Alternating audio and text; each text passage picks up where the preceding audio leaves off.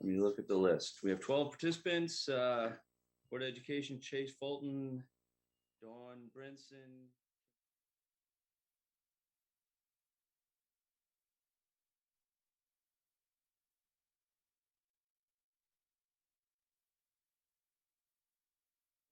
We just need to tell Chase to start us.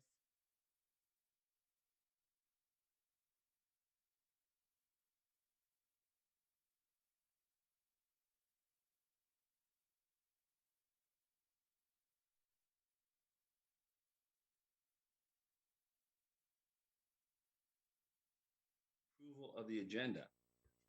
I'd like to actually make a motion to add one little piece to the agenda, add a moment of reflection or prayer at the beginning. I'm fine with that. Motion? I'm fine with that. Okay. All right. I do. I mean, a moment of reflection is fine. I think that when you get into prayer, there's some considerations we might want to, the board does it. We have a process in place for having revolving members of the clergy or others from the community. To have board members conduct a prayer, it may be a little bit of an issue. Okay, well, let's have a moment of. I'm fine with that also. Okay, well, let's have a moment of reflection and then we'll carry on with the meeting. So.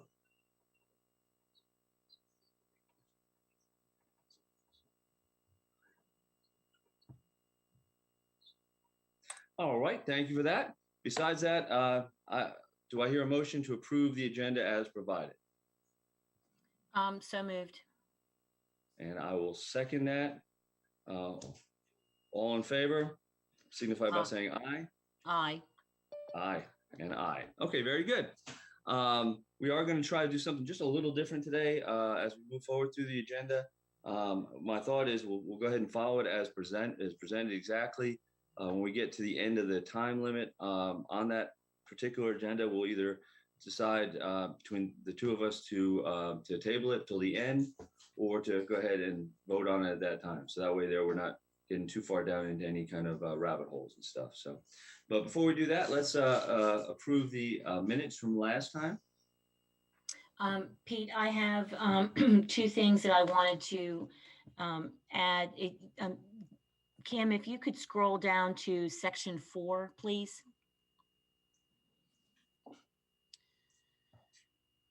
About I'm sorry, go up. I mean, you passed it. All right, right? Yeah, thank you. So about midway where it says Ms. Craybill shares that she does not believe a lot of people attend the work sessions and listen to the important work being done. So I wanted to just add the words that they do not, that people attend the work sessions but want to listen to the important information, because that was my point, was that about that was moving it, want to listen to the important information but cannot attend. Good. Is that okay, Pete? Yeah, let's go ahead and update that, please. Okay. And then your intention. Yeah. And then the second thing that I noticed that we did not put in there any language that says that we discussed policy 2320, which was the board meeting agenda that we were supposed to be. We did discuss the ad hoc committee's recommendations and decided not to move forward with any of those. So, and that's not captured in our minutes at all. Okay. So let's go ahead and update the minutes. Yeah, just to add something in there that says we discussed policy. Well, it says right here it was discussed, but it doesn't say that we did anything. Like it doesn't say that we sent it back, or that it says we discussed it, but it doesn't say that we're doing anything. So do we want to say that, or do we want to just leave it as it is? No, I mean, if we did, as I remember, I think we did discuss it, and I think we need to probably put that in there then. Yeah, we did discuss it, and it says what we proposed, but it doesn't say what we did. Okay, well, what wording would you like in there? Well, I don't like, Deborah, what do we, or anybody, you know, what do we say that, we took no action? I mean, I think that would be I don't recall, I'm looking at my notes. Add language tab items. We did a lot of discussing, There but we was- didn't do any deciding. Yeah, I think that you would indicate that there was no action taken. Okay, so maybe just put that at the end, as the last sentence. Yes. Okay. Okay. All right, with those clarifications and additions, do I have a motion to accept the minutes as provided with the updates? So moved. And I will second. Ms. Crable, your vote? Yes.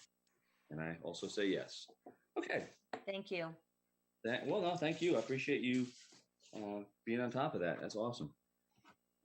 All right, so we will be jumping into our policies from the NCBA, and we have a good group of them. I think Ms. Crable and I both have some questions on a few of them, but overall, I think we do appreciate the NCSBA. I think I left the S out last time in putting this together. McKenna, thank you for doing that. And I'm going to turn it over to you to let you kind of run us through starting with 5040.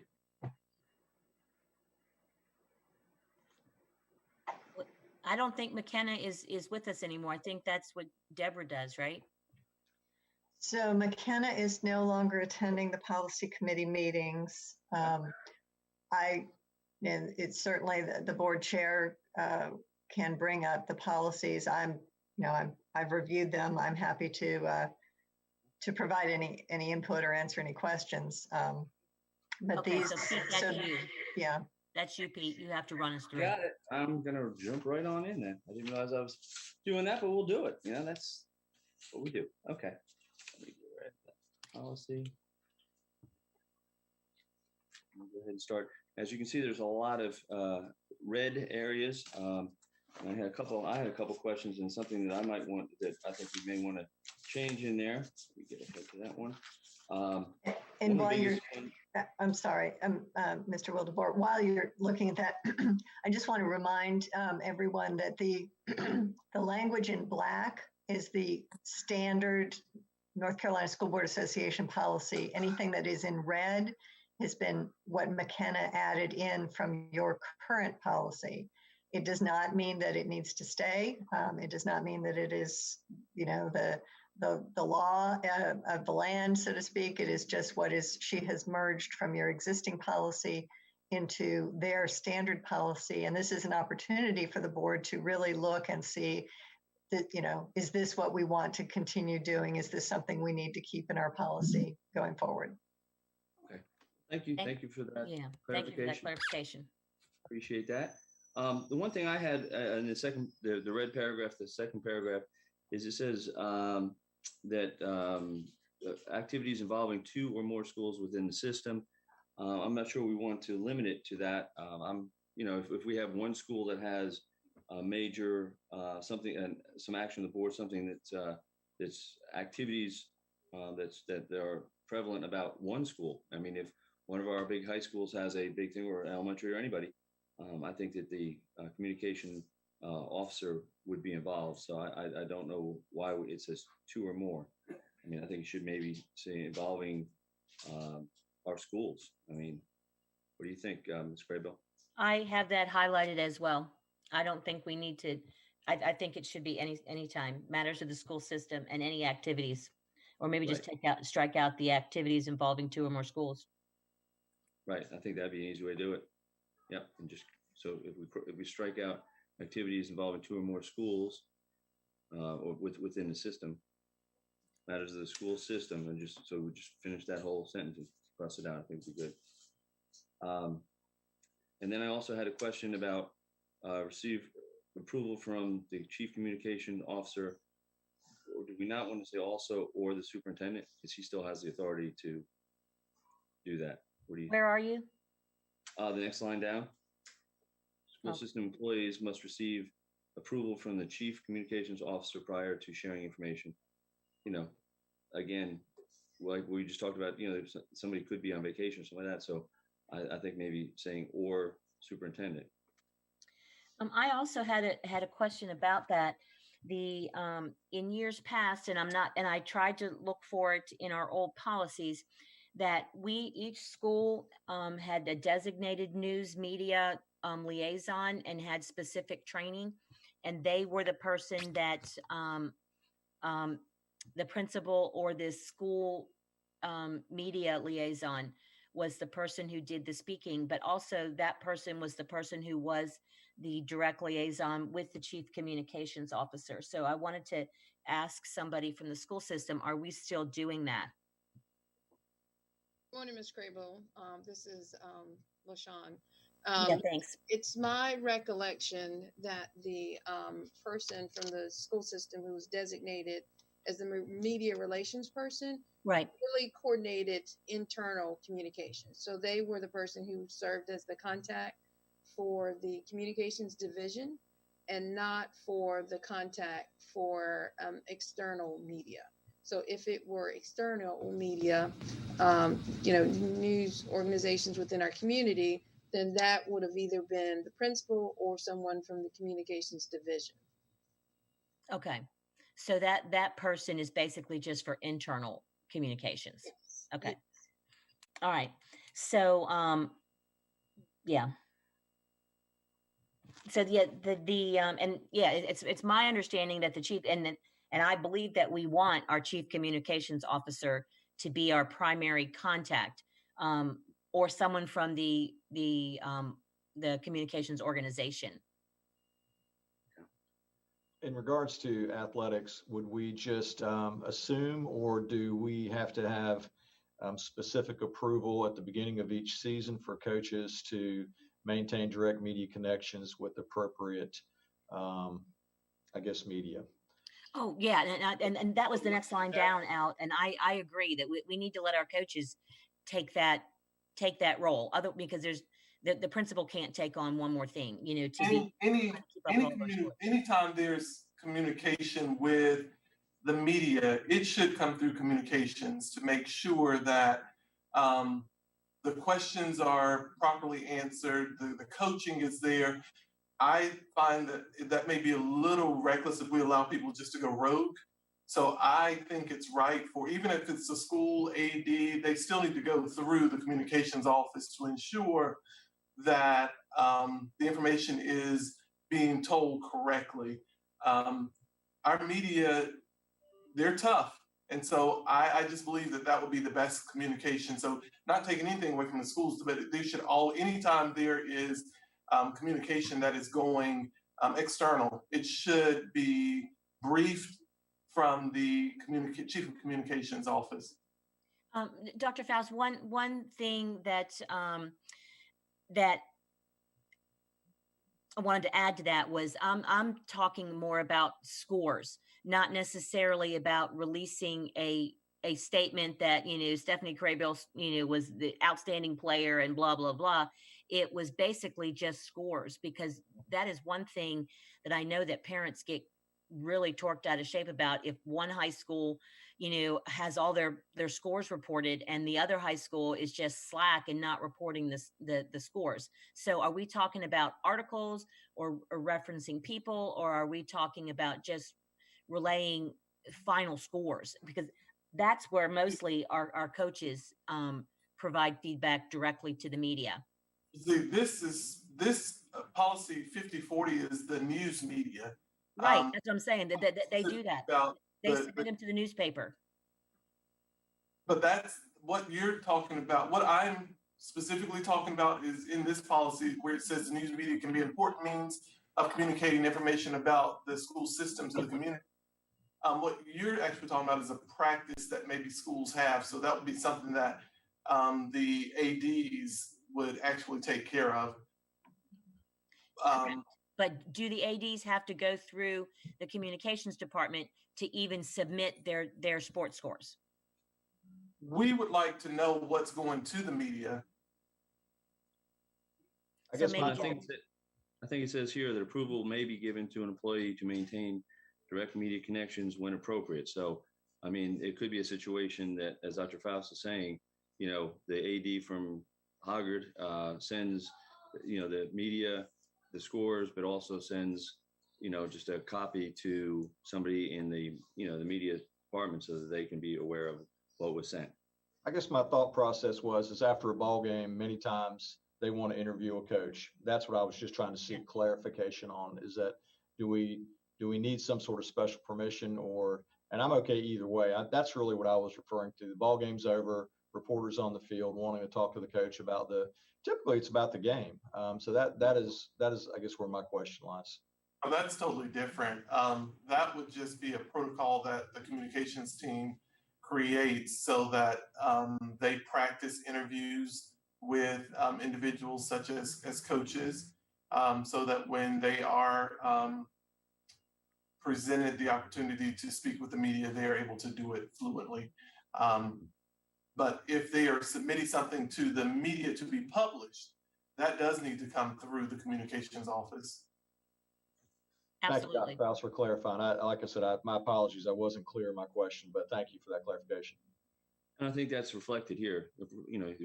Approval may be given to an employee, to have that direct contact. So is there wording we want to change there, or do we want to leave it as is? One thing, before I ask that question, I do want to, Ms. Stagner, are you capturing this, or am I supposed to be capturing this? I just don't want us to get halfway through. Thank you, Mr. Well, I pulled it up and I'm doing the red line that McKenna would have been doing.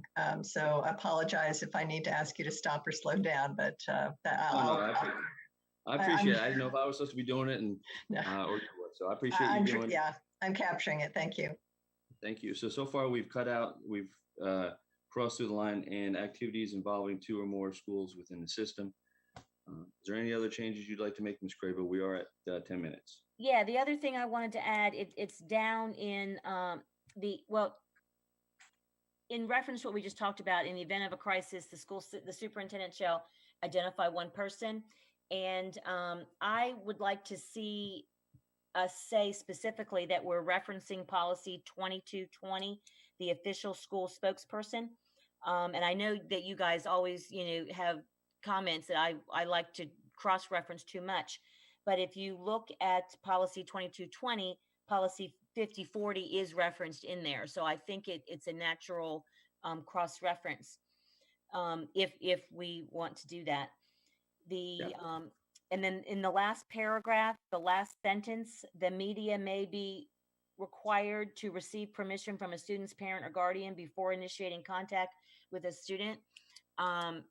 I was under the impression that the media was absolutely not allowed to interview any student unless they had parent permission. So then we want to get rid of maybe then. Well, I want to just ask, Dr. Faust, if I'm not remembering that correctly. So what would happen is there is a form that parents complete at the beginning of the year to state if their child can be videotaped, published, those types of things. And there are times where there's a child who the parent may have checked no, but let's say it was a student who was MVP and of the soccer team, and they would then have to go back and ask the parent, could that be published? Yeah. So is there somebody on site that would know? I mean, there is somebody on site that would know that, just like you can't be in a picture or that kind of stuff. Absolutely. So that's before the media gets there. The team, this is all the way down in the weeds. Before the team gets there, the principal media department has already identified the classroom students that they can show or that they can't show. Okay. If that were the case where there was a student on the team who had that, we would not be talking to that student publishing, because they've already told us that they couldn't. The only students that you see on camera are those students who parents have said yes. And then, like I said before, in the event that were the case, we would have to ask permission from the parent if it were okay based on it. We'd have to have a new form that would be submitted. Okay. All right. We'll move on to 5050 as our next policy. Reference or not? I'm sorry? Are we going to cross-reference or not? Oh, yeah, I said yes. Let's go ahead and cross-reference. Yeah. You said I- 2220. Let's I go ahead and added that. Thank at you. the bottom. Yep. Very good. And I don't see a lot on 50/50. I did have a question. Why is the Board of Education notified when the system is closed, but consulted when one or more schools are closed? Dr. Faust? You said, say that again. Why is but according to this policy, why is the Board of Education notified when the system as a whole is closed, but we're consulted when one or more schools are closed? Why wouldn't it be one or the other? It says here that we are, that the superintendent shall notify the members of the board when making a formal announcement of closing.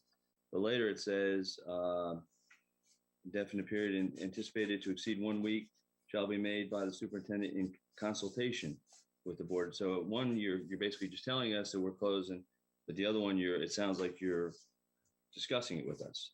Any idea why that would be? So let's say, for instance, there's something, I'll say a gas leak that we can't control in one or two schools, or the school does not have water. That would be a consultation for one or two. That's what they mean, the decision to close one or more schools for an identified period that is anticipated to exceed 1 week shall be the superintendent. I would consult with the board to say, this is what's going on. If there's weather and the whole system has to, then we're sending out information, letting you know. But if it's just those two, we're giving you information as to why, and then letting you know what's going on within those two schools. Okay, fair enough. Ms. Crable, do you have anything on that policy? Do we That's- need to that's say it. anything in there that, or is this just going to be like a common courtesy that the board would be notified if there was any school closure prior to the general public knowing it? We always give you a heads up before Okay, so that doesn't need to be written in a policy that that policy. No, Okay. that's just the, what yeah. you do. Okay. yes. All right, let's carry on then. We'll leave 50/50 alone. 50/70 and 73/50. And again, I didn't have anything on this one. I didn't notice any changes needed. Okay, I What had do you several think? things, everything I had questions about. In A, number 1, the first sentence, any record in any form that is made or received by the board or its employees in connection with the transaction, blah, blah, blah. So when it says board or its employees, Dr. Faust, you're our only employee, right? No, every employee in the district is an employee of the board. Dr. Faust recommends all the other employees for your approval. You hire him directly, but they're all employees of the board technically. Okay. All right. So moving to the next page I still letter A, big A, little I, where it says the date and type of promotion, demotion, transfer, blah, blah, blah. Can people really find out? Is that really a public record about the demotion? And this goes with I and K about the reason for demoting and suspending and separating. I thought we were only allowed Yeah, to. yeah. So these items come directly from the statute, and under North Carolina law, all information and records gathered by an employee regarding their selection, application, performance, etc., is a personnel record and is confidential.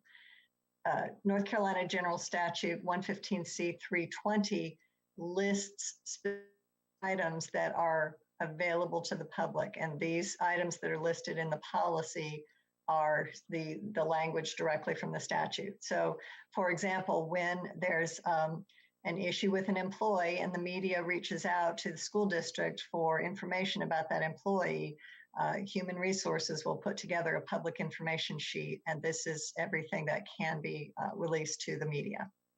So why do we have closed session then? When we talk about things that employees have done that we're not allowed to talk about? So the discussion of of personnel matters. So if the board is hearing information about what an employee has done or has been accused of doing, if the board is hearing a recommendation to hire or dismiss an employee, all of that is done in closed session because it is confidential personnel information. If an employee is suspended with pay pending an investigation, the fact of that employee's suspension with pay is made public. So the district may say, this employee has been suspended with pay effective June 1st, 2021, pending an investigation. And that's it. That's all that can be discussed, not the reasons why, etc. Now, in the last under K, it says, if the disciplinary action was a dismissal, a copy of the written notice of the final decision of the board is public information, but that's very limited. That doesn't encompass other discussions, other documents, etc. Okay. All right. So on the next page, that it is, thank you for explaining that. Sure. Section B, number 1. Well, before we get to number 1, I guess I'm a little confused about the chief records officer, the chief communications officer, and what Veronica Edge is in records officer. So Veronica is our supervisor for student records. We haven't named her as an officer of any kind. She works under a director, and that's within student support.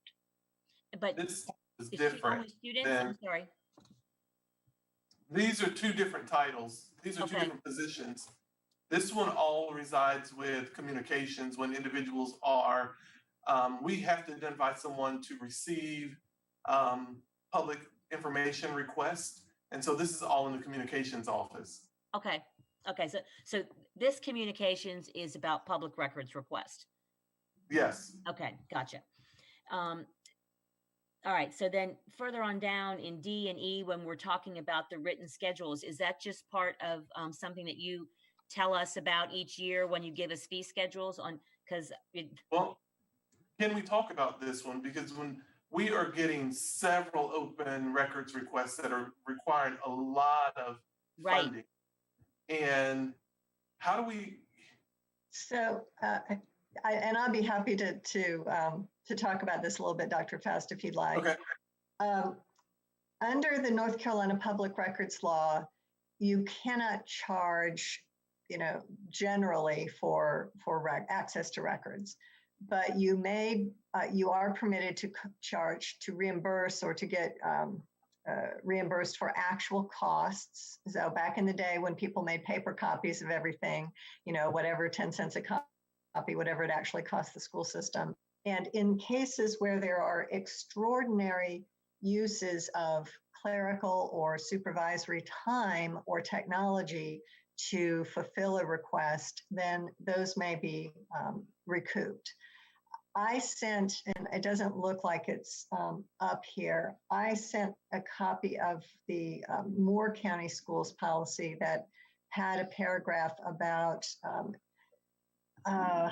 actually setting a charge or a cost for more than 4 hours of clerical or supervisory assistance in order to help recoup some of the costs that the communications department is incurring in order, to fulfill these requests.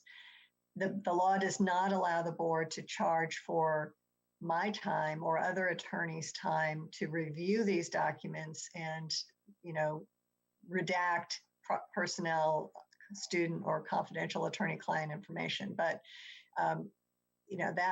it has been very burdensome. And so there was additional language that I had sent around last month for the members' consideration. I don't know if you have that. no, I don't remember getting anything like that. Maybe you sent it to the Can to I? the staff. Yeah, can I send it around again? Would that be all right now? I'll re-forward it. And I can read it, if that would be helpful. So it says, persons requesting copies of public records may be charged 25 cents per page for paper copies and the actual cost as determined by superintendent or designee for public records requested in any other format. In addition, the superintendent or designee may assess special service charges for any public record requests that require the extensive use of information technology resources or extensive clerical or supervisory assistance by school system personnel. Any such special service charge shall be reasonable and based on the actual costs incurred for such extensive use of information technology resources and/or the actual labor costs of the personnel providing the services, not including any cost associated with the redaction or of privileged or confidential information.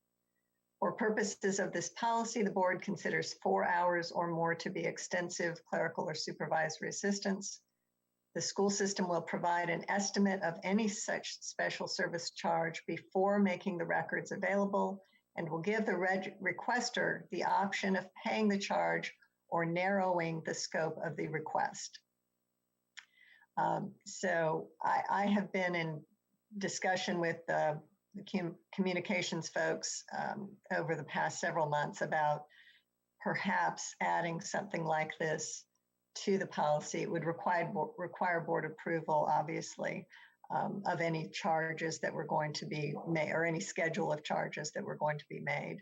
This is consistent with the public records law, and I'm happy to answer any questions about that. The other thing I would add, though, is in your current policy, if you'll see in section F, it says responding to public records requests within 3 business days. That's simply not possible. There have been requests made for every email of the superintendent and board members for 3 years. I mean, that's just something that can't be turned around in 3 days. The law allows a reasonable amount of time as promptly as possible. And so I would take out those 3 days because it's just not feasible. I think it is feasible to respond to people and let them know an estimate of how long it will take. Let them have an opportunity to narrow the scope. If they're looking for something specific, very often we can work with them to narrow down and get them what they're looking at. But when they just say, I want every email, because everyone uses email so much and there's so much discussion of personnel matters and student matters in email, they have to be reviewed individually.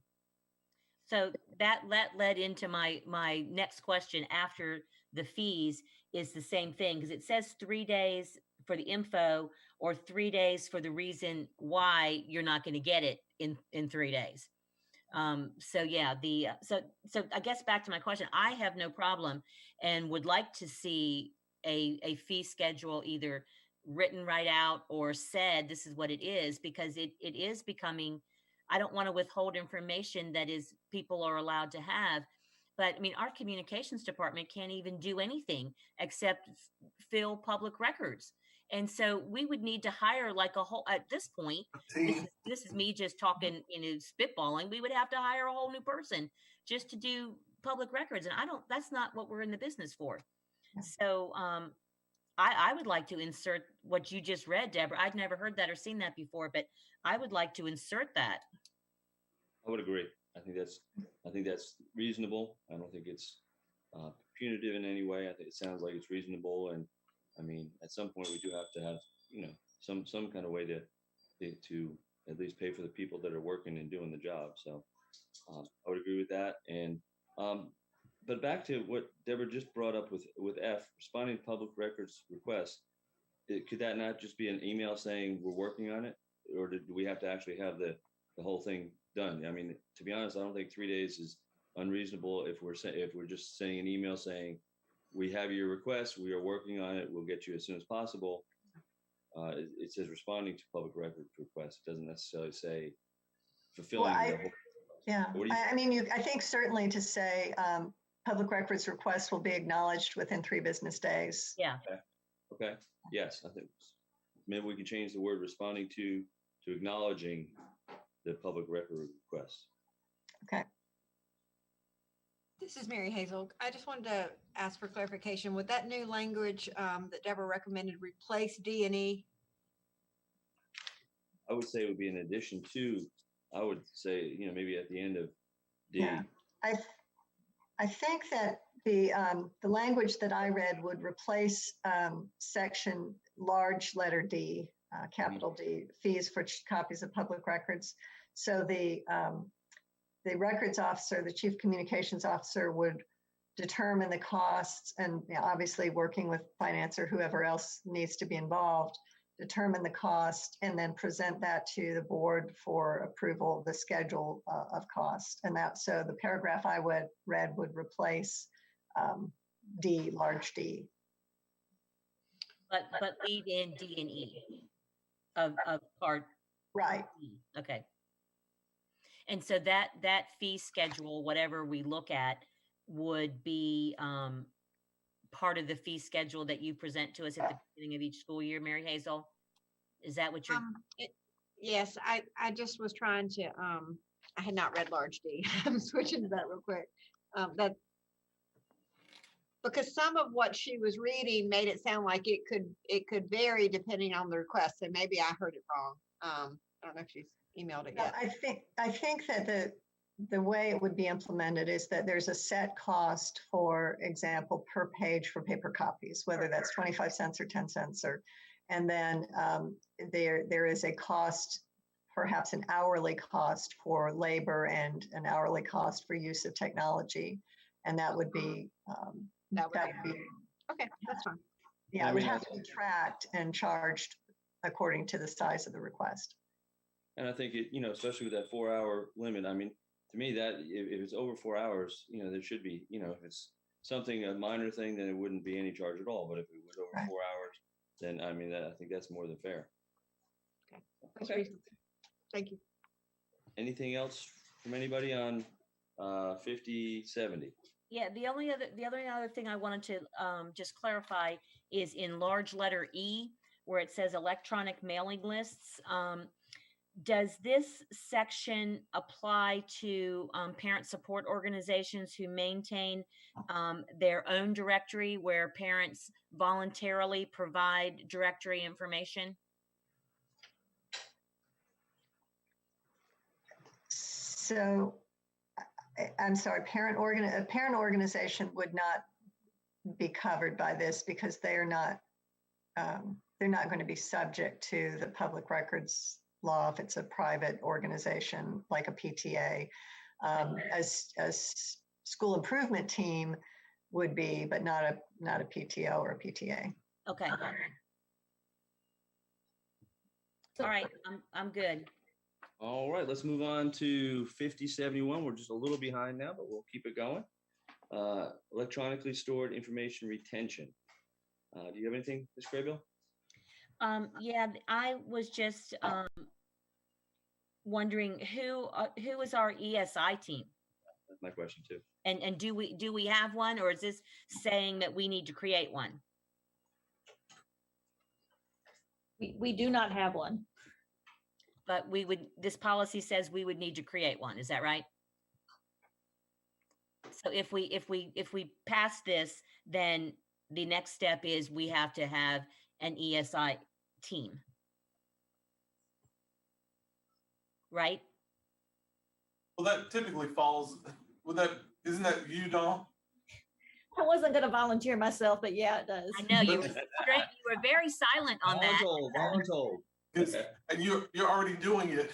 Yes, we are already doing it. Yes. And I'll just explain what a litigation hold is. Whenever there is a claim made or a lawsuit filed that it appears that either something has actually been implemented in the court or that it will soon be, it is the responsibility of the school system to not destroy any records that might be relevant to that claim. So if you have, someone who falls down on the bleachers and you destroy all the records of the maintenance of the bleachers, then you've destroyed evidence potentially. And so what I will do in the case when a lawsuit is filed is send a letter to the superintendent saying that you have an obligation to place a hold on any evidence or documents, not destroy anything that might be relevant to this claim.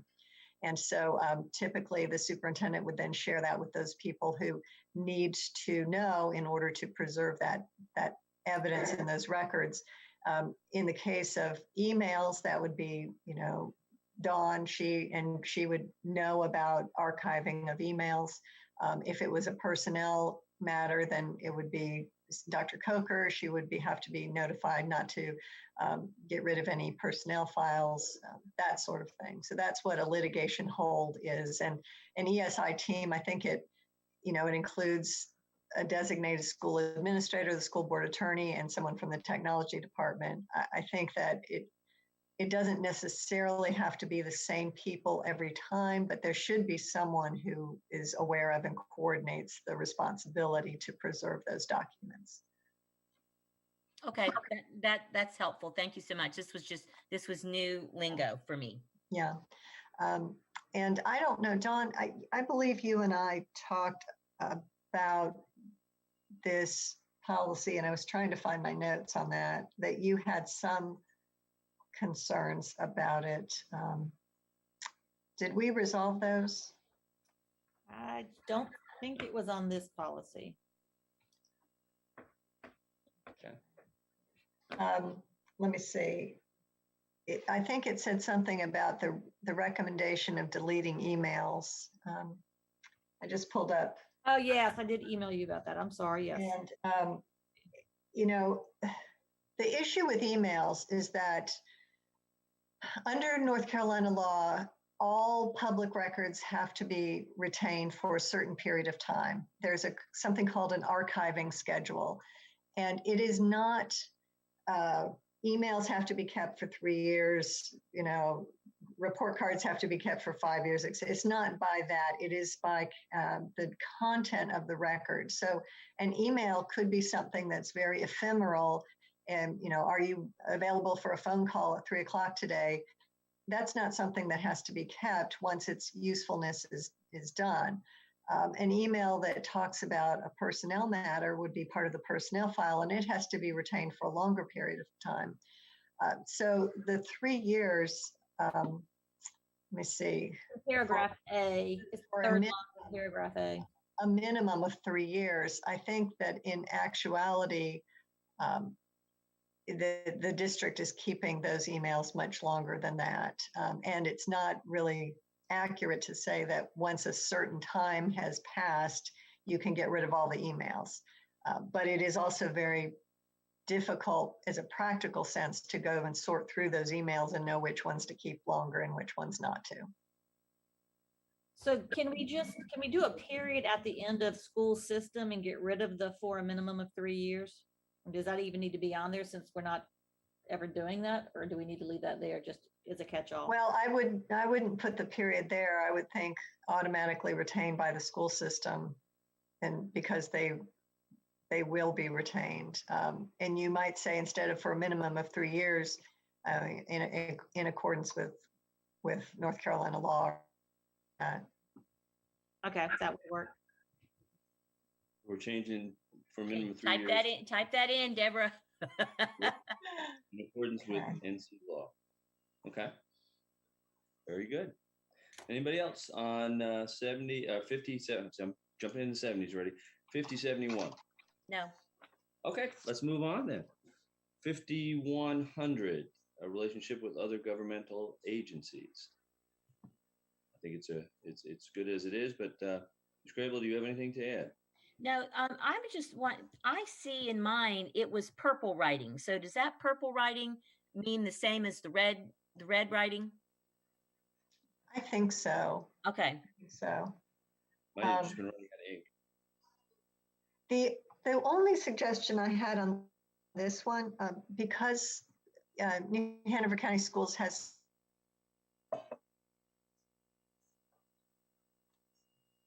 with not just the language, UNCW, Community College, and maybe other educational institutions, might be a little bit broader than other school systems, but was just something I noticed, that you have a lot of, working relationships with other entities. Yeah, and they're coming up in policy in just a few minutes. All right, let's carry on to 5110. Oh, can I And, ask one question before we go on, Peter? Pete, where it says the superintendent shall provide the board with an evaluation of desirability and feasibility of cooperation. That's like a big old mouthful. Does that mean, because I want to be clear, because some people on our board will ask this question, does that mean that the superintendent has to tell us everything he's doing, or does that mean that he she goes out and develops these relationships and then just keeps us apprised? I'm better with the second one. I just want to make sure that what we're saying is not going to cause people to question what Dr. Faust does. What do you think, Dr. Faust? Oh, that was for me. I was okay. Well, I don't know. I mean, I'm saying, was it for Deborah or for? I mean, I just wanted to make sure I was clear what the wording stood for. I think the question is that second sentence in purple too prescriptive for you, Dr.? It is. I mean, I don't even know what that would look like. Right. I was trying to envision that.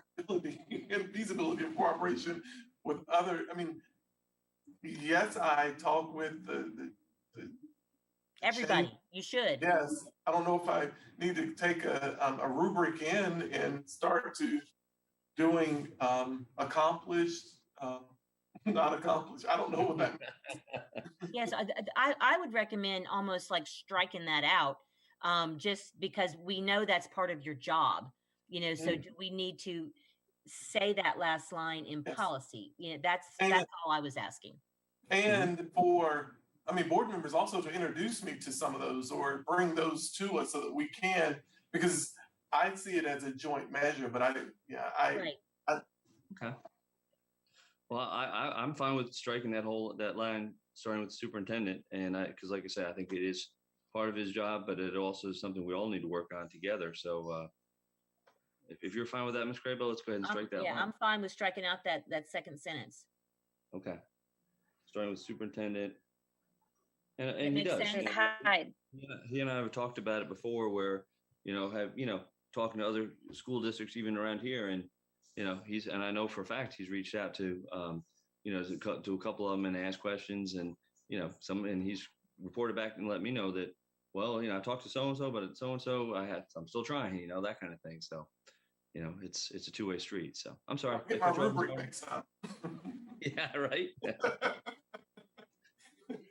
Hi, it's Julie. I was just going to share that when we actually go into any kind of collaborative effort, we end up creating an MOU anyway that's going to describe why we're interested in how we move through that cooperation. So I think that satisfies that part, but that's when we're establishing that relationship. So I think striking it makes good sense because we're going to do the MOU anyway. And if we discontinue that MOU, there would be an evaluation if it's a negative, or they may no longer render the services that we need. Right. So do we need to say anything in there about MOUs, or that's just, again, that's not a policy, that's in our administrative procedures? But I think it says that I think it would pick up there afterwards, where it says any contract or specific agreement regarding working relationships with other governmental agencies must be approved by the. Right. Okay. So we're good. Okay. Thank you. You're welcome. On to 5110. And first, I'd like to, thank the county commissioners. I know that Dr. Faust was out there last night, and that we, the pay increases and stuff are going to happen. So that's outstanding news. But let's talking about the policy. We do have a good relationship with the county commissioners, which we want to continue to strive to make even better. But Ms. Crable, do you have anything on 5110? Yeah, surprise. I had not one comment or question. Anyone else? Deborah, do you have anything on that one? No, I do not. Okay, perfect. We're going to put that one in the pile then. 5120, relationship with law enforcement. This is obviously vital. School resource officers are a big part of what we do, but other ones too. I'll open it to you, Ms. Crable. Yeah, I had in my dealings with the fire department, they have a what we call a Knox box outside the door of every school that the fire department can get into the building. They have keys, they have schematics, and all that kind of stuff is located in there. This says that we are going to be providing the exact same information to the police department. So I just didn't know if we had a separate Knox box, ish thing for our law enforcement, so that they could also get keys, get updated schematics, or are they just not going into a building and they're waiting for fire department to arrive? So I just wanted to clarify that, because it's pretty specific with the fire department and it's pretty specific here with law enforcement, but I don't know what that looks like physically. Hey, Eddie. This is Eddie. Yeah, in reviewing this policy, it was we checked with law enforcement just to make sure that they had all of the updated schematics, which they do. Glenn has been in contact with them. They do have Knox boxes installed in supervisor vehicles, and some of those vehicles have been, traded out, and they're in the process of moving those Knox boxes to new vehicles. So we do provide that to law enforcement, and this was, in reviewing the policy, it was just a good opportunity for us to make sure that they had all the updated information they need, which they do or are in the process of getting it. Okay, And that's Eddie, that's yeah. I just wanted to clarify that we had that both agencies had access, so that they could, no matter who arrived first, the incident commander was able to get into our building without blowing out a door if they didn't have to. Yes. And Eddie, I had a question on that. I am correct that like law enforcement on their computers would be able to pull up the schematics of a school, correct? No, they have hard copies of all of those. Okay. I Eddie, know in some paragraph law enforcement. B, I'm I'm sorry. sorry? In paragraph B, it says including digital schematic diagrams. So if they're not going to do that, you need to strike that. Well, they have digital schematic diagrams, but they're not able, I mean, my understanding that they don't have those on a network where they could pull those up from their vehicle. Gotcha. Well, and two, I mean, I just unfortunately had to go through a fire situation with a manufacturing facility, and the fire department does have that capability that they store things on a thumb drive, and then they just stick the thumb drive into their computer. So that might be something that law enforcement does have the capability to do by putting that kind of stuff into a thumb drive. I mean, that's not for us to dictate how they do it, but it is a very easy mechanism to do that. Right, and we do provide that digitally and as well as hard copies. I think it was with DPI and in response to some legislation probably 10 to 15 years ago, were very specific in what needed to be shown on those schematic diagrams. Right. And so we produce those specifically in response to to that legislation and provided it to all the emergency response partners. Okay. Anything else for 5120? If not, we'll get back. The other thing that I in letter D, moving on to the second page where it said, well, just the whole red part. When law enforcement officials find it necessary to question students or take them into custody, the principal shall make an effort to notify the parent or the guardian unless requested not to do so by the law enforcement. And I'm just curious that,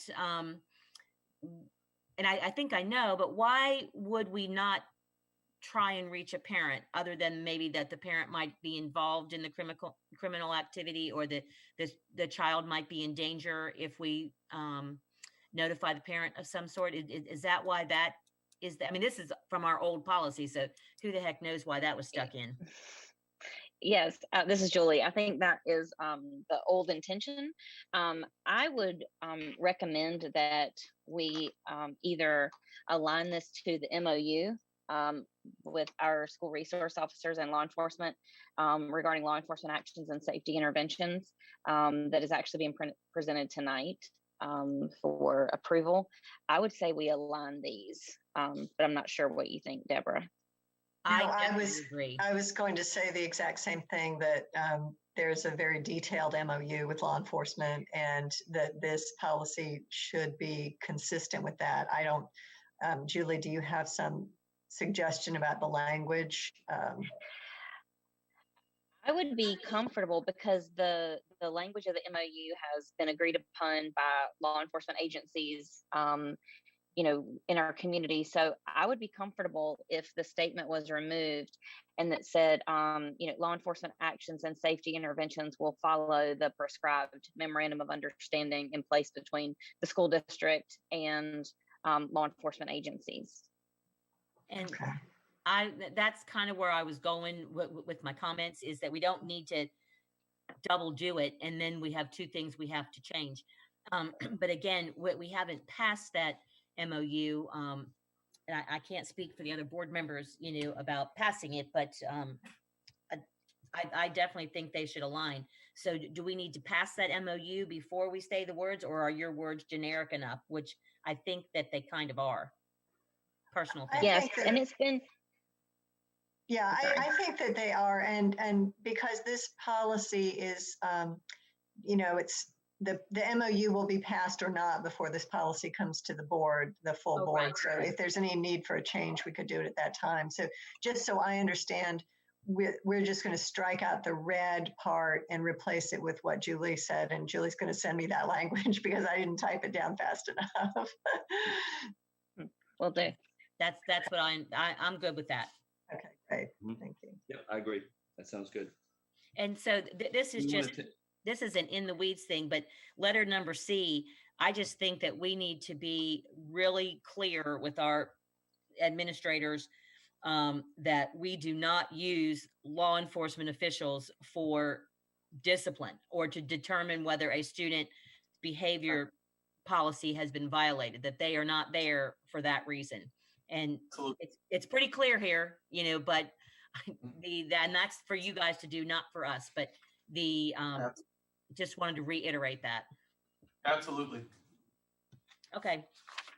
Just a question, Deborah, would it be better for us to table 5120 and find out and just make sure we, approve the MOU tonight, or would it be better, as you said, just go ahead and if we need to, we'll just kind of try to remember that we need to change something if it doesn't pass for some reason. I mean, and it's certainly up to the committee, but I think that the language that Julie stated would be broad enough. And if there is no MOU, then I will, make a note to that this should be pulled. And I'm sure Kim will note that in the minutes as well, that this would be contingent on an MOU passing. Okay. All right. Yeah, and I'm good with that. Okay.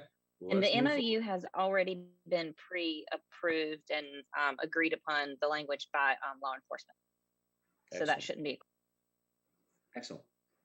All right, we're gonna just strive to move on to 5140, and I didn't have any changes that I saw in 5140. I just have one question for Eddie on that where the handbook, the new, or maybe even Julie, the handbook that said the New Hanover County Emergency Shelters Standard Operating Guide. Do we have this written in an MOU somewhere, or is in this operating guide that that New Hanover County Schools officials have access to this shelter, any shelter, so that we can, provide social services to our students, like if we're looking for families or looking for students?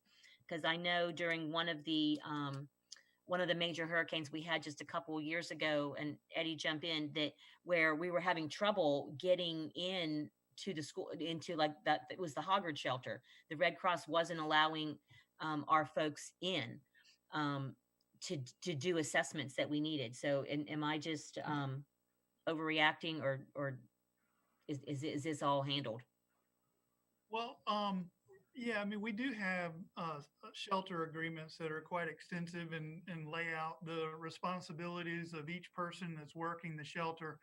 I'm not sure what happened at Hoggard. I think that I know that we eventually got access to Hoggard, as well as some of the other shelters after Hoggard reopened, and the people were dispersed to smaller shelters.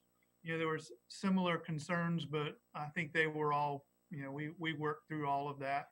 I don't, we did review this policy with emergency management, and both Glenn's, our school system, and emergency management were comfortable with it.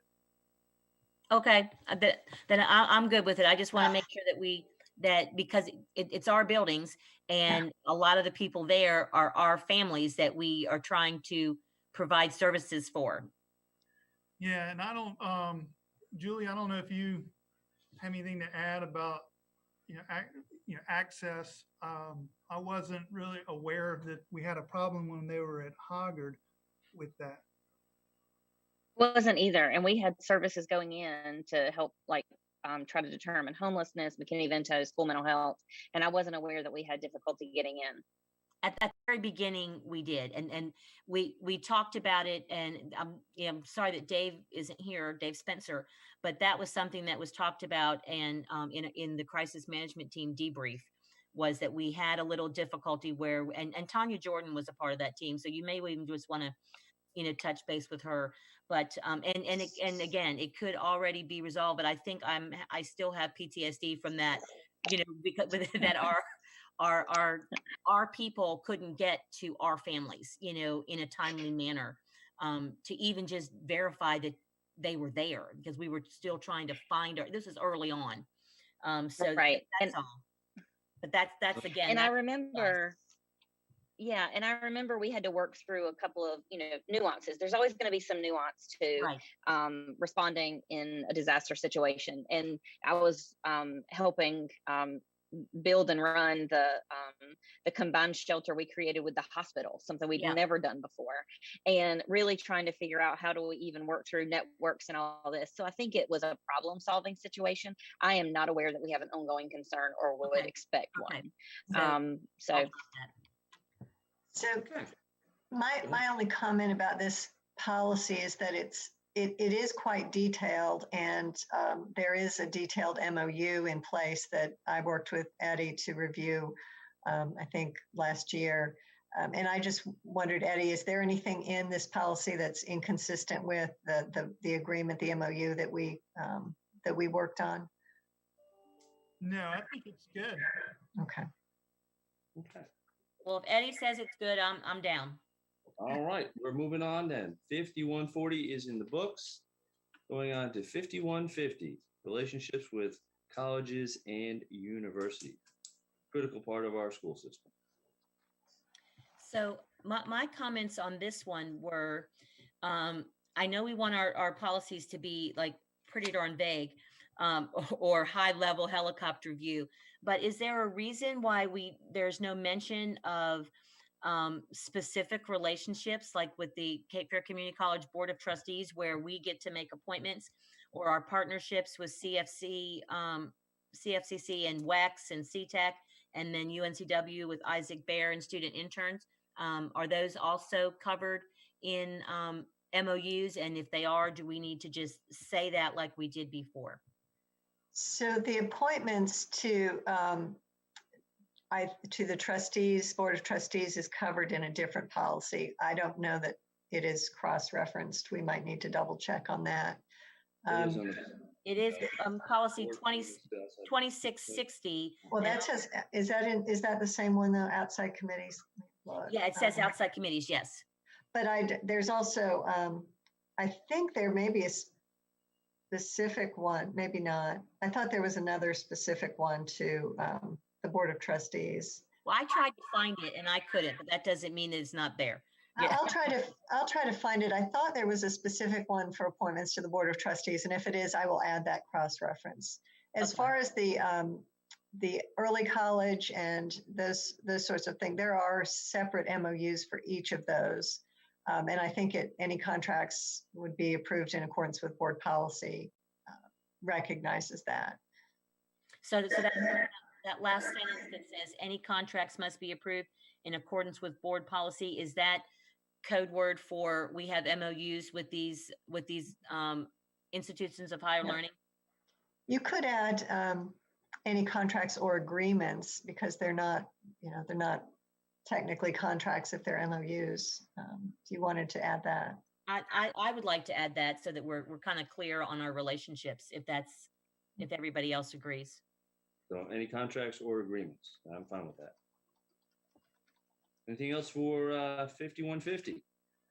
Nelson's going to be so jealous when he gets back and says, wow, we got all this done. My goodness gracious.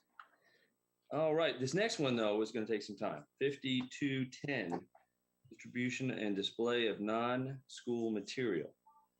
And I think Ms. Crable and I mentioned it a little bit. Some of this stuff, because there's a lot that has been crossed out.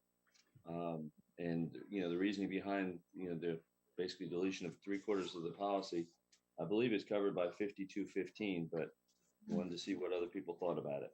So I think this is one where the School Board Association has provided different options. You'll see option 1, option 2, option 3, and I didn't talk to McKenna about her rationale. I assume that she looked at your previous policy and struck out the other options and left the one that was closest to what you already had. But there are a lot of, legal issues related to First Amendment, speech issues regarding distribution of materials and things like that. So I'm happy to answer any questions, but I think the reason for all the red strikeout is that the School Board Association gave you 4 options and she struck out 3 of them. Gotcha. Okay, and so I had a question in under letter B, distribution and display by non-students. I want to just make sure I understand where this fits in, is that we have teachers who take students on trips abroad over the summer, and they are not affiliated with the school system at all. But we are allowing them to be advertised in our school system. So I'm just wondering, first of all, are we still allowing that? And number 2, where do we need to find that, in our policy? Because that's one I know that created a little bit of fervor some years back.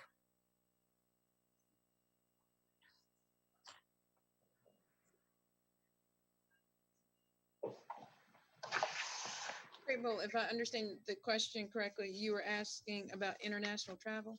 Yeah, international travel, but not as part of the school system curriculum, because I knew that we had put the old board, many old boards ago, had put a moratorium on that, like French clubs going to France and back and forth.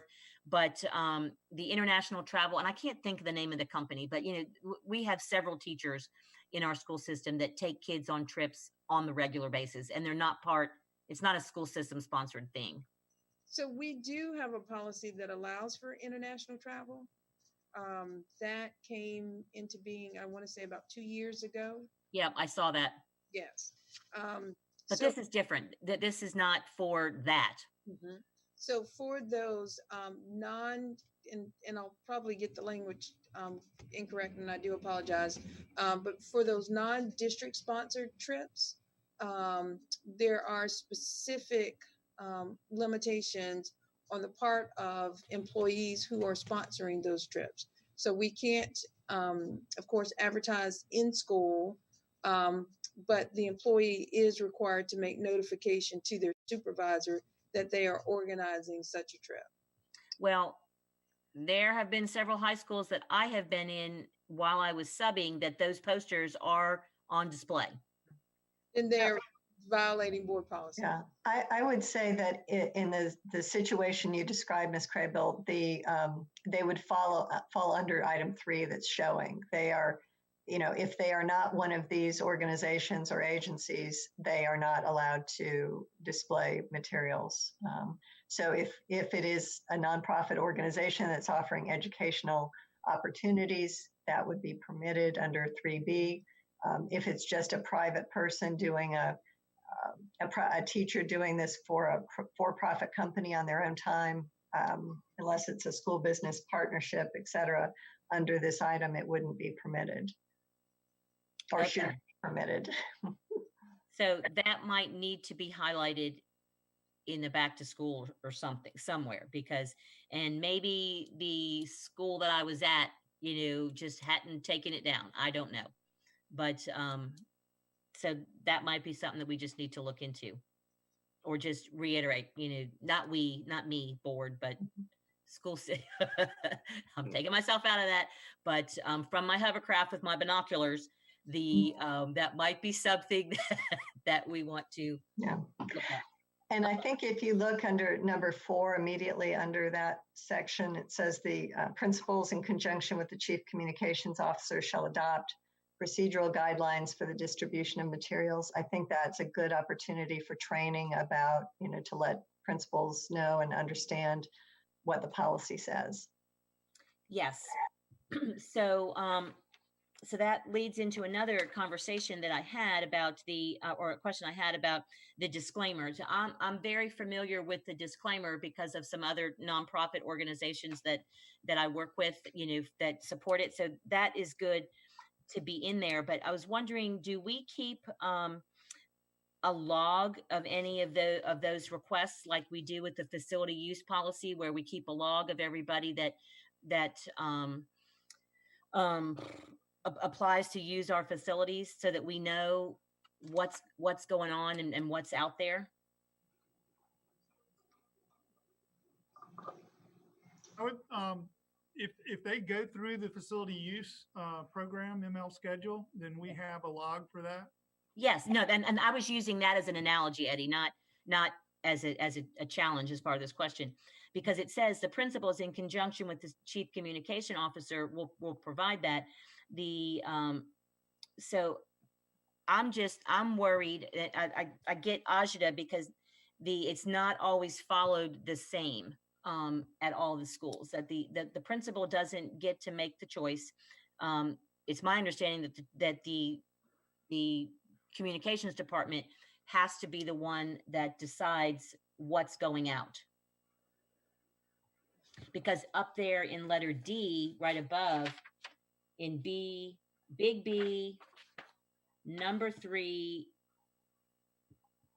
underneath D, it says that the principal, that a person submits to a principal to or an organization, and then the principal forwards it on. But it's my understanding that we're supposed to bypass the principal and go submit this straight to the communications officer department, and then they put a stamp on it that says you must have this information, does not represent the views of the school system, blah blah blah.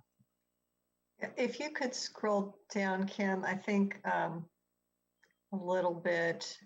The copy that I have, it says all publications and materials that one of the permitted agencies or organizations would like to distribute or display must be submitted to the superintendent or designee for approval prior to distribution. Oh, principal is struck out. Okay. All right. So submitted to the superintendent. Why don't we just say the communications department? I mean, so people don't send all this stuff to the superintendent. I think that makes more sense, since that's what you're actually doing. Yeah. Is that okay, Dr. Faust?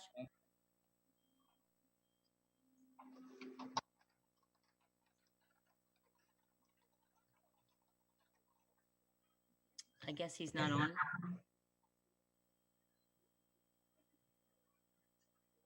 That is okay. Sorry, I didn't realize I was not unmuted. I've been talking and I thought everyone was just ignoring me. Sorry, I'm thinking, what the heck? Speak up, dude. Sorry. Anything else for 5210? Boy, that wasn't just. Well, I mean, I didn't hear what Charles said. Are you good with that? Yes, I'm definitely okay. Okay. And then hold on, there's like 5 pages of like strikeouts. Do we need to, in big letter C, number 1, where it's talking about all the different things that we can't, talk about, where it says gender, do we need to say gender identity as well? Or is gender going to catch it? Which subsection? See It what? is big letter C, number 1, where it's listing the things that we have to look for to make sure that it's not in any of these announcements. And it's under little letter B, where it's listing character, race, religion, and where it says gender. Gender's all the way to the left. Go back. You're up just a little too far, Kim. Family status or disability. Okay, so I'm pointing to it with my finger, but you can't see it. Yeah, gender right there. Do we need, is gender enough, or do we have to say gender identity?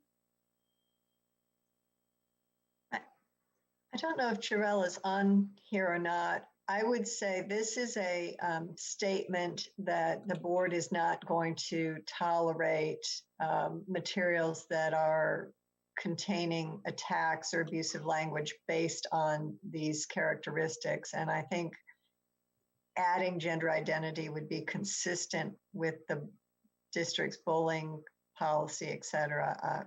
I would be okay with that. I would run it by Jarell as well, see if he has anything from a Title IX perspective. But I think that might be that would certainly be permissible addition. So do we want to add that and then ask him, or do we want to not move this forward and ask him, or do we want to ask him and then pull it back out if it's not good?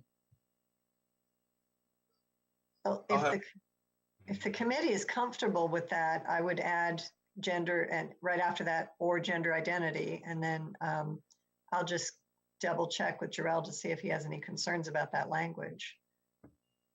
So Pete, do you have a comment on this? No, I'm fine with that. We could add that in. Okay. All right. And then so move down to big letter C, number 4, last paragraph in red, where it says with principal's approval. We're talking about political and campaign literature. It is the principal, and I know the principal's in charge of their school, but do we maybe not, would we want to consider a higher approval than the principal when we're talking about stuff like that, to make sure that all the material is actually appropriate?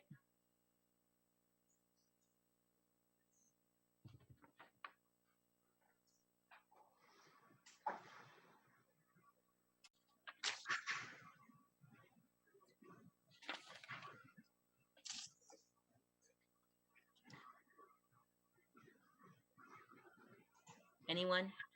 Bueller? I think that's an instructional question more than a legal one. Okay. So I'll let someone else weigh in on that. Could you restate that again, Ms. Grable? Yeah, so I'm just looking at that the last paragraph of big letter C, number 4, where we have with principal's approval is in red, which means that we put that in. Because I guess it's because we wanted to have somebody's approval there.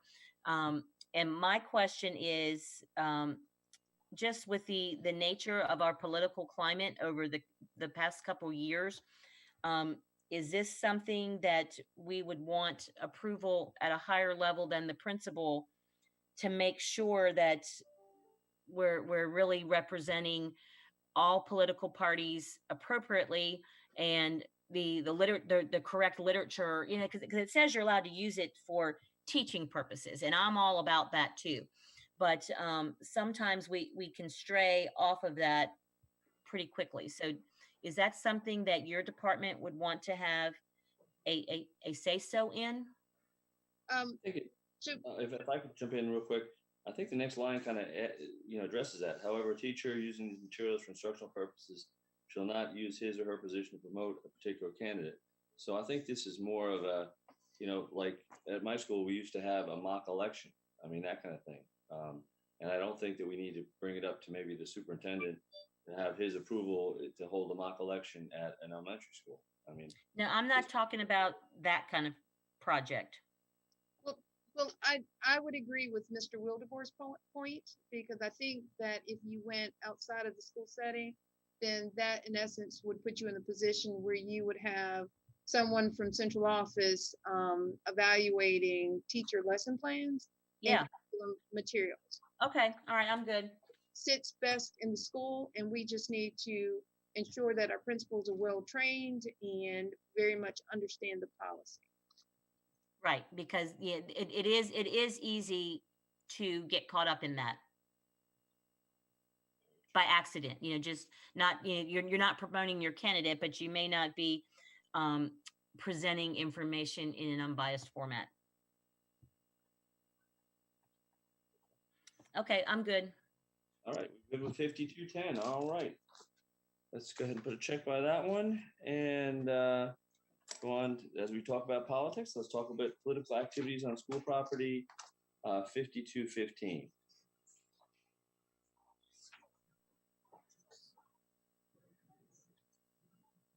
So is this policy, Deborah, straight from the NCSBA base manual? It appears to be, let me check the notes. Because for some reason.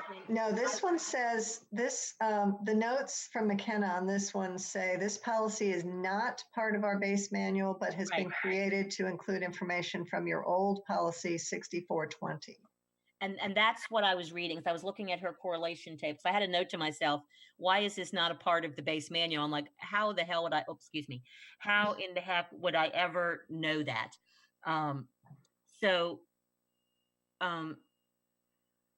Yeah. So this is not, this is not a policy that's required by law. There are some instances when, for example, if a school is used as a polling place where that, political activities on school property has to be regulated. And that would be, I think that's under the community use of facilities. So this is one that is not mandatory by law.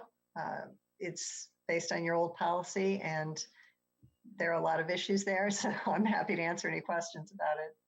Well, I don't have any problem with putting this in, because there have been a lot of issues on campuses about what students can wear, what teachers can wear, what bumper stickers can be on cars. And so I think this, where signs can be and for how long. So I think this is a necessary policy, and having it separate from the policy 5210 is good, because then we can focus on this behavior and not, lump it all in.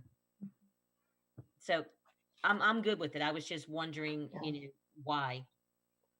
So paragraph, for example, A1 talks about, political literature used in a classroom as part of an instruction program when there's approval by the principal. So that's consistent with the last policy we just looked at. You can invite candidates to speak,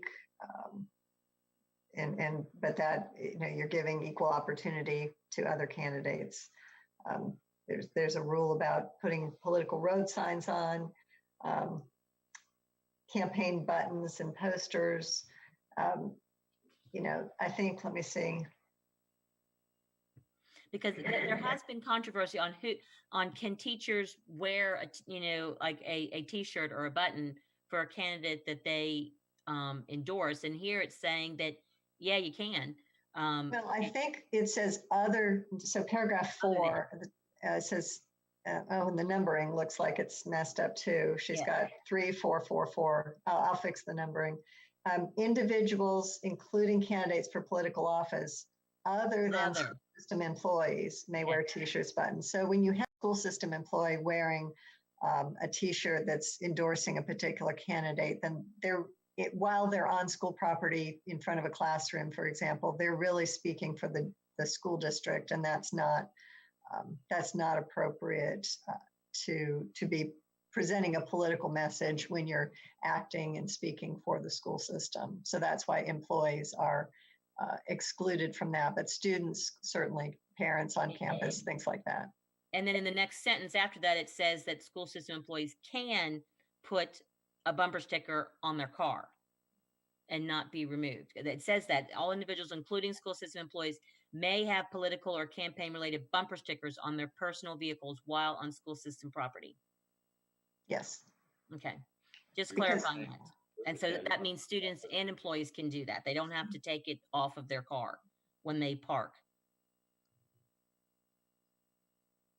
I mean, I think that's a legally permissible, defensible Okay. position. So the question is whether it's a policy that you all want to have, or whether you want to prevent or prohibit all bumper stickers on employees' cars, which may be a little tricky since they're driving them off off campus as Right. well. I think that would be a little bit above and beyond. Yeah. So I just wanted to make sure that I was reading that correctly, that you can't stand in front of your class, but you can have it on your car. Hopefully we don't have students staring at your car either. So, but yeah, I think that's Okay. sound. All right, 5215 is checked off. Going on to 5220, collections and solicitation. I had a question on number 2. It says, as a general rule, students, school organizations, teachers, and other school employees or other school employees may not sell commercial products during the instructional day. With that first little part of the sentence, as a general rule, what exceptions would we have where we could sell commercial products during the instructional school day? Well, I brought that up, Pete, under another policy a while ago, about parent support organizations having like things set up at lunchtime to sell school spirit T-shirts. Can't sell food, you can't sell candy bars and all that kind of stuff because it's in the middle of lunch. But Right. They were allowed to sell like school spirit stuff or raffle tickets for, something. And so that has previously been allowed. So that's what I had a question about that one too for that. That was my only question on 5220. Do you have anything, Ms. Crable? I just said it. Okay, that was it. We all right. We both had the same thing. All right, very good. But Okay. I think we need an answer. Let me add something. I don't know if it answers your question or not. I read this policy to also apply when we maybe have a 403B vendor coming in to make presentations to teachers where they may be in the, we don't want that to interrupt the instructional day, but we allow the vendor to present to them, in the, at a certain time of day outside of the instructional time. So I think it also applies to that, but maybe not. So do we need to just state that specifically rather than as a general rule, to say no?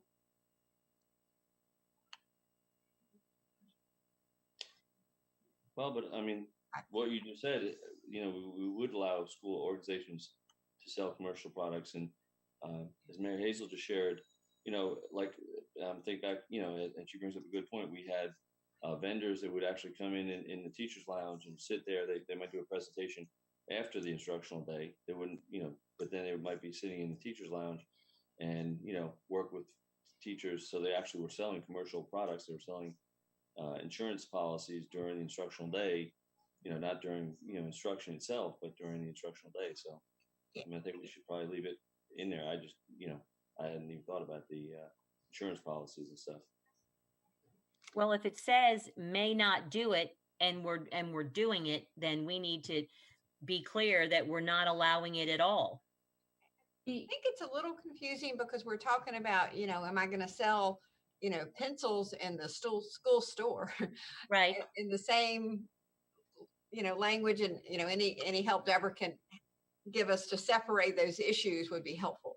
I'm trying to recall. I think that in the other policy, and Ms. Crable, I don't know if you remember which one that was, but No, there was I went back to try and find it. Language about except as approved by the principal or something like that, so that students could sell T-shirts at lunchtime, to have school spirit wear or pencils or whatever. I think that we added some language about as approved by the principal or except as approved by the principal. The paragraph before the numbers talks about the superintendent shall develop the regulations governing the collection and solicitation. And the regulations will specify the type, number, collections, and the solicitations permitted and the approval process. So will that cover then that? I don't think that exists right now unless I'm unaware of it. well, it may not exist, but according to this, it's going to exist if this policy is approved this way. Yeah, You so, you could certainly add or designee so that it's not the superintendent. It would be, as with other policies, someone who is going to be developing those or in charge of that. And just to clarify for me, so as I think I understand it, regulations are those things that are actually tied to board policy, whereas procedures are more, in the procedural guidelines. So does that wording need to be changed a little bit? Or am I misunderstanding the difference? well, Mary Hazel, I am confused just like you are on those two words, Okay. like what is the difference?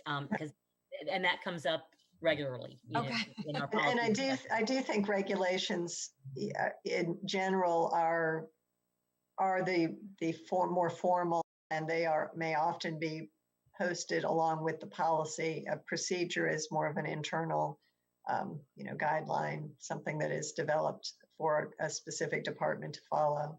And so for Here, example, in Hazel, our department, would we this be- write procedures that reference regulations of state, federal, and board policy, but we don't normally call them regulations. So, Mary Hazel, would this be something that Nancy would be able to help support? Well, I think the issue is it depends on what we're talking about. So if we're talking about, where we as a system have decided which vendors, or HR has approved a list of vendors that, sell products to our teachers, that's in here. But if we're talking about just the list of Vendors. the time of day that we sell things to students, that's more school-based. So I need to think about it a little bit. I know y'all are on a roll and don't want to pull one, but I think maybe we need to discuss this a little bit more and maybe reword it so that we capture everything more clearly. I'd rather do it right the first time, so I agree with you 100%. Let's go ahead and table 5220 at this point and let you guys work on it and bring it back for the next policy meeting. I mean, that just makes a lot more sense then. That would be helpful. Thank you. Okay, are you okay with that, Ms. Craybill? I'm good with that. Yep. So we're going to table 5220. With that, table that one there so we don't add that in when we get to the end. We have, moving on then to sideways, participation in research projects, 5230. I had a question off the top.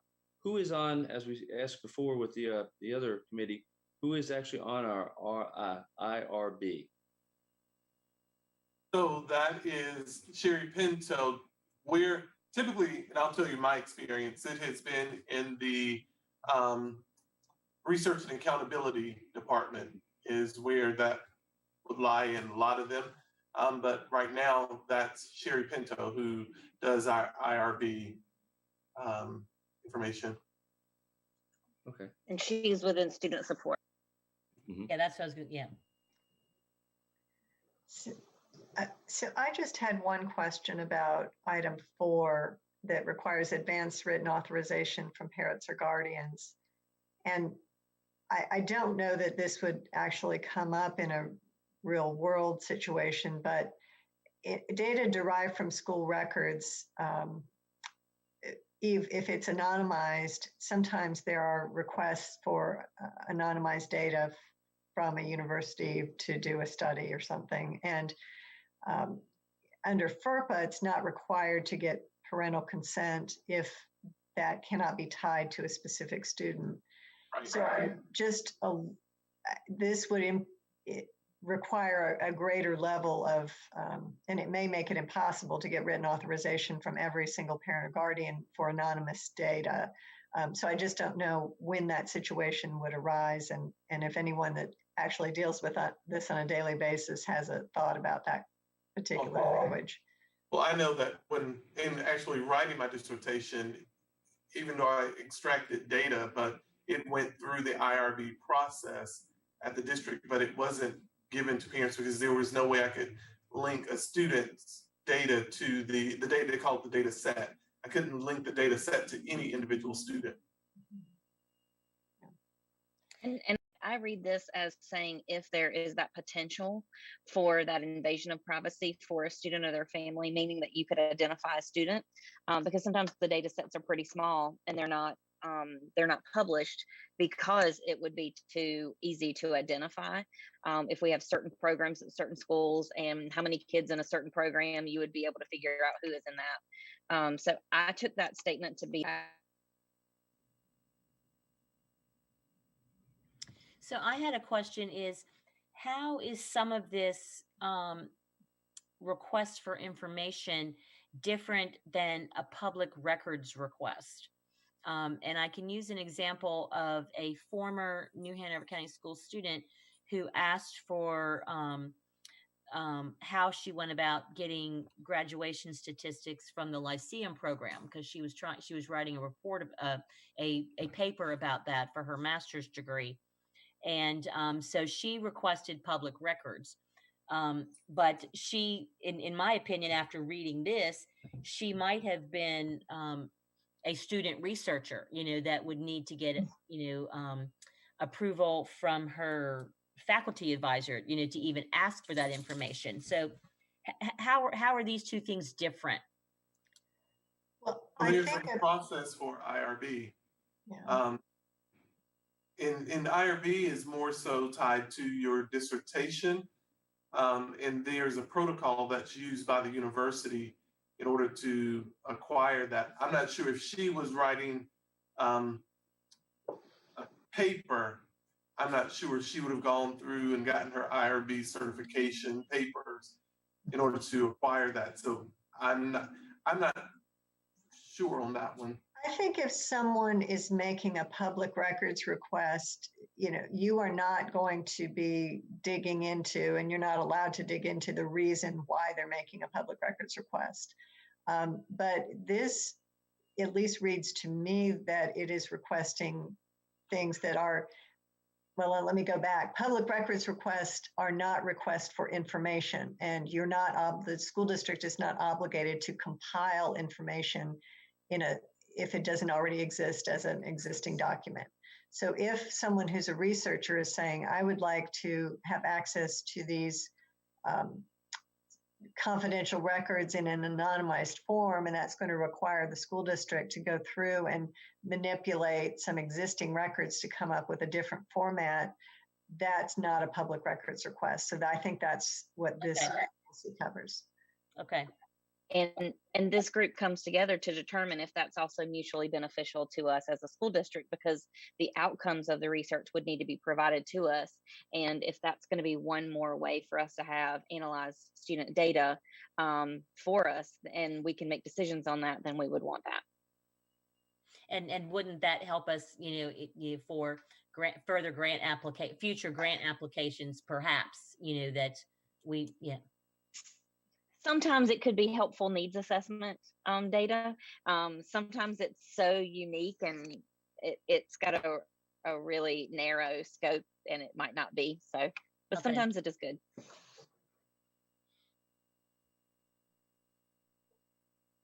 So the last line in number 7, it says that, well, it's really not part of number 7. It's the paragraph after number 7. Where it says the superintendent shall report on approved research projects at the next regularly scheduled board meeting. I've almost never heard that at a board meeting. So, I mean, I'm assuming that these participation in research projects are pretty few and far between. Well, I don't know. Do we require, the brick tucking and washing windows are all outside my window. So I keep getting closer to the screen so I can hear, but it's distracting me. I'm not sure if we actually require, when individuals are asking for the IRB, if we're required for their project to be, let's say their chapter to be given to us, or dissertation to be given to us. So if they're not doing, there's no way we can do it if they're not supplying us with their chapters 1 through 3, because that's typically where they have to give it. It's their chapters 1 through 3 that they would give us in order for us to be able to provide. Well, this just says the superintendent shall report on any approved projects. It doesn't say that you have to present what they found. Right. So not even knowing what the project is. I think that the way it's written, it means that if the IRB approves a request for participation in a research project, then that just the fact of approval of the request would be reported. Okay. And I don't know that it's, I mean, this is a new, that language I think is new to this, so that's why it hasn't been done, I would assume, in the past. Okay. But it certainly would need to be, and it could be done on a quarterly basis. It could be done, Right. So yeah, But- yes, this is new language that I have not been aware of. So if that's the pleasure of the board, then we'll need to make sure that happens. Okay. Can Well, I we, mean, that could be just part of the, the superintendent's report. You can just say, well, we got, 2 new projects coming up, blah, blah, that kind of thing. Wouldn't need to be real in depth, I don't think. Does it make more sense to put that line up in the, like at the last sentence in the first paragraph? Just so it's all kind of flows together?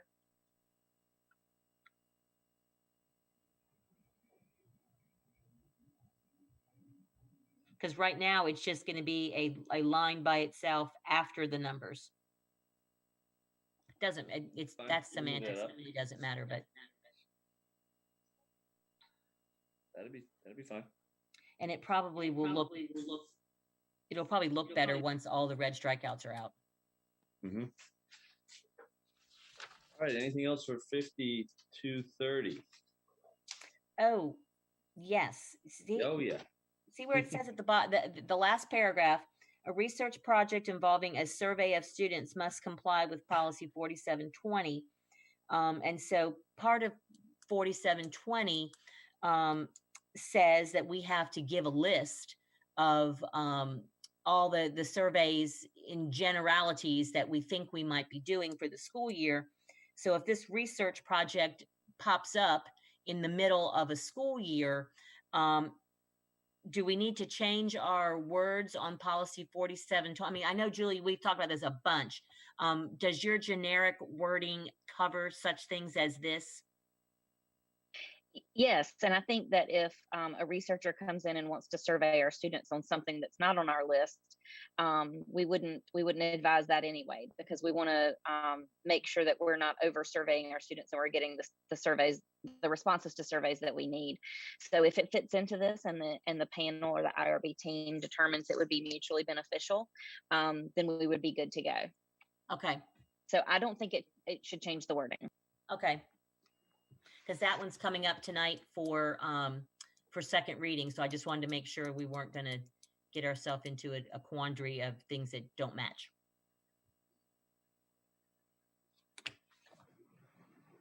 Anything else for 5230? If not, we'll add that to our list, and we finish today with 5240. If I'm correct, that's our last one for today. I am correct. Yeah. Advertising in schools, 5240. All right. So in letter B, under number 2 in parentheses, where we talked about gender, I think we should add gender identity there to be consistent with the other one. Agree? And then I'm just making sure that letter C permits us to, when it says the board does not intend to create a public forum or for electronic media, print, and blah, blah, blah.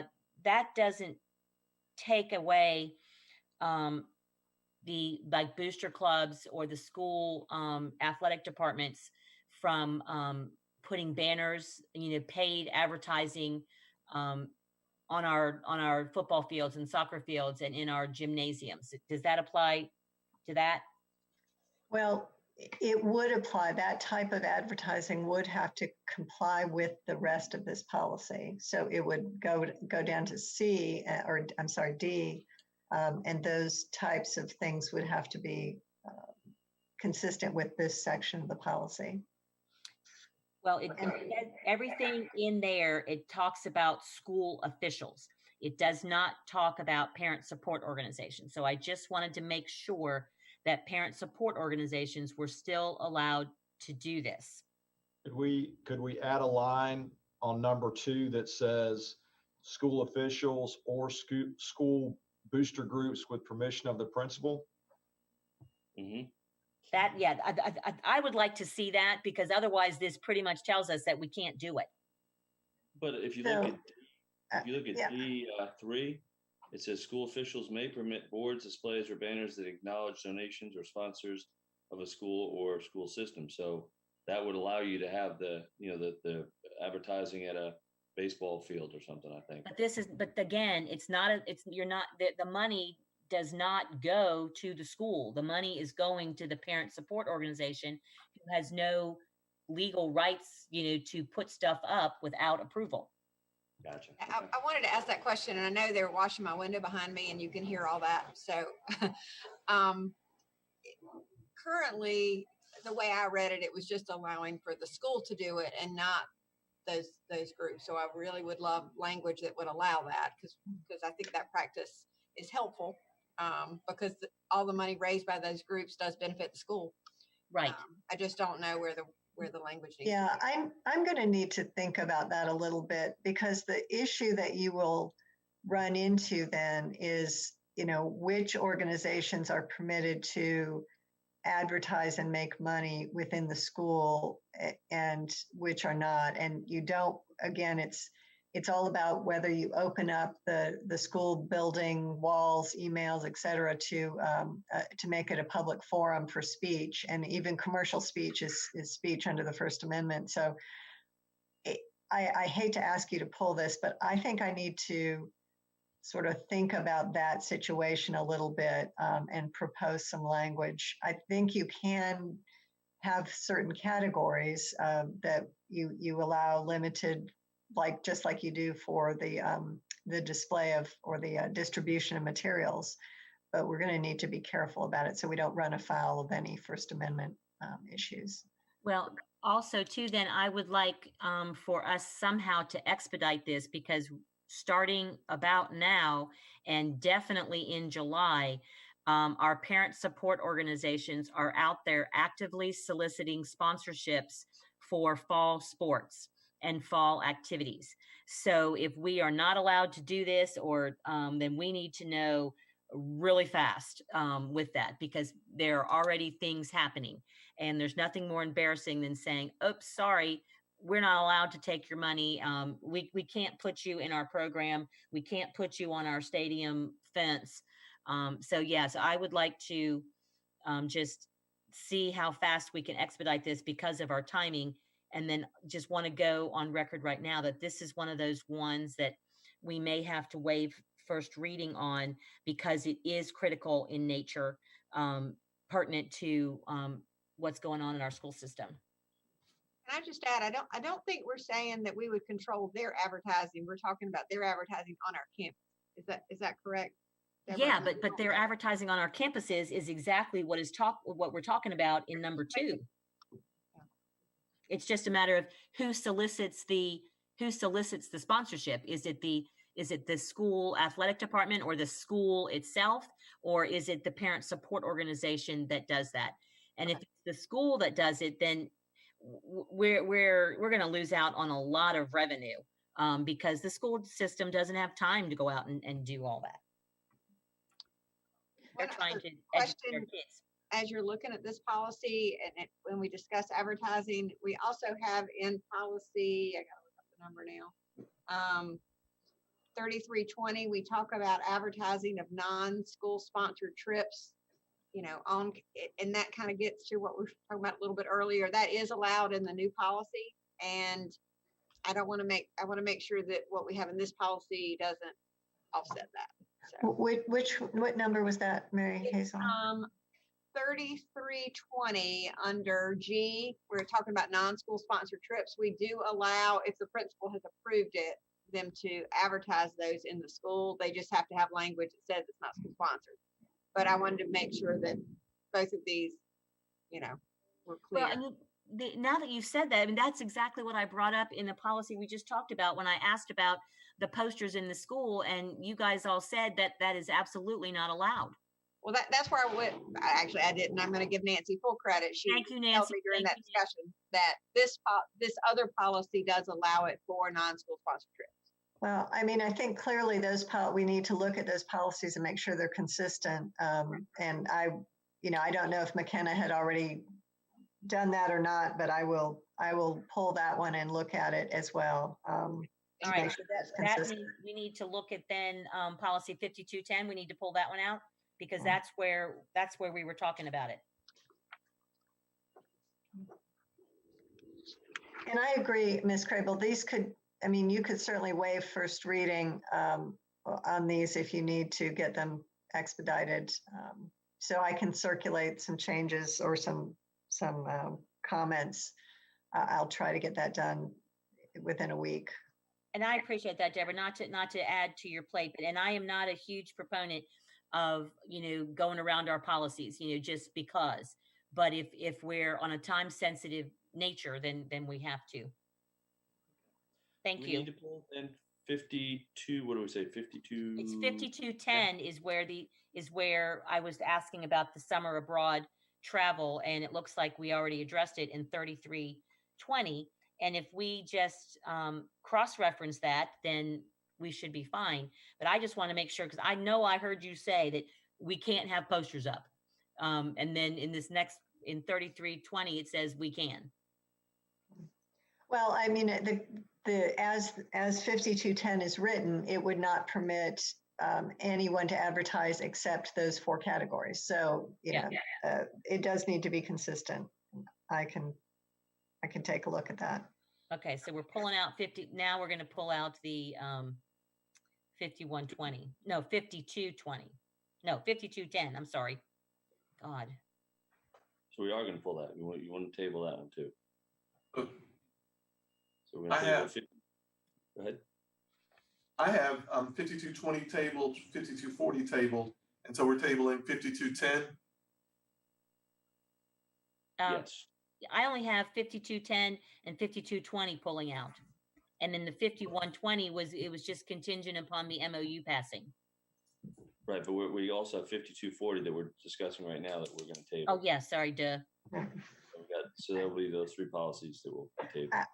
I'll pull those 3 together, make sure that they're all consistent with 52 or with 3320 and get circulate something back to the committee members. And then we may need to just, put them with the next group put them on an expedited track. Well, either that or what we could do is we could, and I don't think there's any reason we couldn't advertise and have an interim meeting just to cover those 3 so we can get back on track. I think there was discussion of having 2 shorter policy committee meetings at one point. Mr. Beaulieu raised that issue, so we could certainly do that as well, as long as it's noticed. I'll bring that, I'll bring that to Mr. Beaulieu's attention, and maybe we can go ahead and once he gets back from vacation, we can have a quick meeting to cover those 3. So at this point, I would entertain a motion to accept 5240 to 5250, 5270. No, wait a minute, Pete. You're not saying the right ones. No, I know. Let me start again.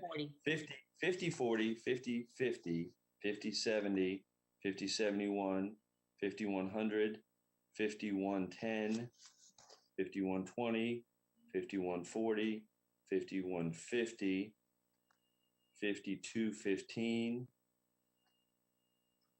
5215, and then 5230 to be moved to the first reading at our next meeting. At first reading at the July board. The July board meeting, yes. Yeah. You want to make that motion there, Ms. Crable? I will make that motion. All right, I will second. Ms. Crable, how do you vote? Yes. And I also vote yes, so it passes. And I also would entertain a motion to table 5210, 5220, and 5240 at this time. I'll make that motion. Move. Yes. Okay, and second. At this point, I would entertain a motion to adjourn. So moved. I second. Ms. Crable, what's your vote? Yes. I also vote yes. And we are adjourned at 10:54. Thank you all for your hard work today and bearing with my first time at this, but I appreciate that. And I think I'm going to see just about everybody tonight. So I'll see you tonight at 5:30. Thank you. Thank you. Thanks. Oh.